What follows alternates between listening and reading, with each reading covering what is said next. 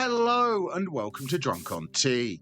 I've been painting the contents of the Warhammer 40,000 Armageddon set in a retro 2nd edition style, and I'm going to need some suitable retro scenery to play the games with. I've already made the classic spiky cactus plants on the channel before, but I'm going to need a lot more terrain to fill up a table.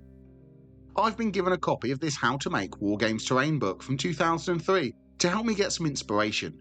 So today I'm going to take a look through this book and see if you can help me decide what terrain I should make for my channel and what scenery builds you would like to see.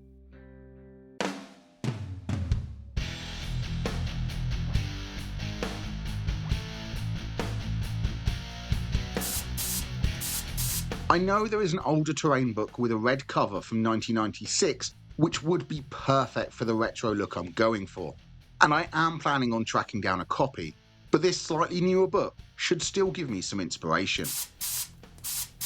Starting off, the book talks about some of the beginner projects like trees and hills. These are staples of old school gaming tables, so I'll definitely need some of these. The book then continues with some pages around planning a project and making gaming boards, but I'm just looking to make standalone terrain rather than a full board for now. The first proper piece is a hill, which I know I'm going to need. These stepped hills are a classic, especially when made solid green to match the goblin green bases, so I know I'm going to have to make a couple of these. Let me know how many steps do you think I should include in my hill? The classic 2 levels, or, as the models are larger now, would a 3-step hill look better on the table if using modern minis, even if they are painted in a retro scheme? Next up we have trees. I'm thinking a couple of woodlands would look good on the table, give some cover to models, and in 11th edition, count as objectives as well. I normally use pre-made trees, but these ones are made by twisting wire to make the trunks, and the finished result is very homemade tree looking, but that is the 2nd edition look of everything. There are several different options for creating the foliage for the trees, so which one do you think looks the best? The clump foliage gives the look of a bright summer tree, but the rubberized horsehair and flock gives a more alien look that might be better for 40k games. So what style do you think I should go for? There are also these alien trees that I quite like the look of, and they would work quite well alongside my spiky cactus plants to create the look of an alien world that's being fought over. So perhaps I should make these instead of the more traditional ones, or would a mix of both work better? Next comes the water features. Seeing these brings back so many memories. A raised up river with huge banks running across the middle of a battlefield. There is no resin in this one, which is quite nice. Although resin looks great, it can be a pain to pour correctly, and if it goes wrong, it's an expensive mistake and costs a lot of time. So this method could be a good way to make an obstacle to fight over without needing to go and get any resin. There are also details about making different styles, like a canal, which can be a bit more fitting for 40k, having a canal run along the fields between the trees and hills. The book then covers how to make bridges, but I prefer a ford for these kinds of things. Ponds, which could be an option, and shoreline, which is something I've thought about in the past, but perhaps that could be for a different project down the line. After the water features comes roads. These are another possible feature for my board. The ones it shows here are a bit more fantasy and could work for an agri-world board, but the next page has tarmac roads, which are much more 40k. Imagine a road running alongside a canal, or even just in one corner of the board, giving the impression that there is a massive city just out of sight, and that's what one side wants to attack and the other is defending. Now comes the section on walls. I love having walls on my tables. They're a great line of sight blocker and just add interest to games, especially with older tables that could be very flat. Remember, the era I'm looking to replicate always had to accommodate fantasy players moving huge blocks of units around, so tables weren't as terrain dense as some are now. Hedges are always a great feature. They work for both fantasy settings and 40k. I'm sure in the far future, even with better construction materials, people will still use a hedge as a boundary marker. These look so simple to make and could really add some character to my board.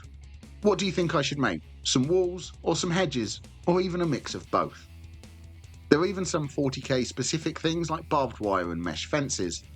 The sandbag defense is something I will probably make. Any army can quickly throw down some sandbag defences, and even in the far future, I can imagine sandbags going down first, while more permanent defences are built. There are also details on making fields. These are something I've wanted to try to do for my Hobbit army for Middle-earth.